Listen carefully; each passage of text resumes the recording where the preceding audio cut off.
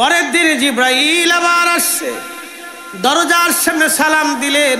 জিব্রাইল বলেন, ইয়া রাসূলুল্লাহ, আজকে আমি একা আসি নাই, নবী গো আমার সাথে মালাকুল মউতকে নিয়ে আসছি। হুজুর এজাজত যদি দেন, মালাকুল মউত আমার সাথে আপনার কাছে আসতে চায়, আপনার কাছে কথা বলতে চায়, এজাজত চায় মালাকুল মউত।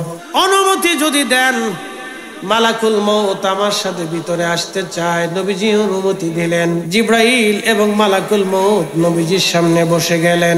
মালাকুল মউত বললেন, হুজুর যদি আপনি এজাজত দেন, আপনাকে নিয়ে যাওয়ার জন্য আমার মালিক, আমার রব আমাকে পাঠিয়েছেন, যদি আপনি এজাজত দেন।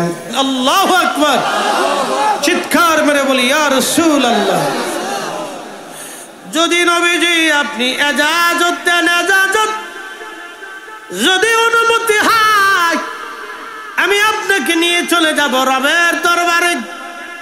আর যদি অনুমতি না দেন নবীজি, আমি মালাকুল মউত চলে যাব ফিরে। আপনার যতদিন মন চায় ততদিন উম্মতের মাঝেই থাকবেন।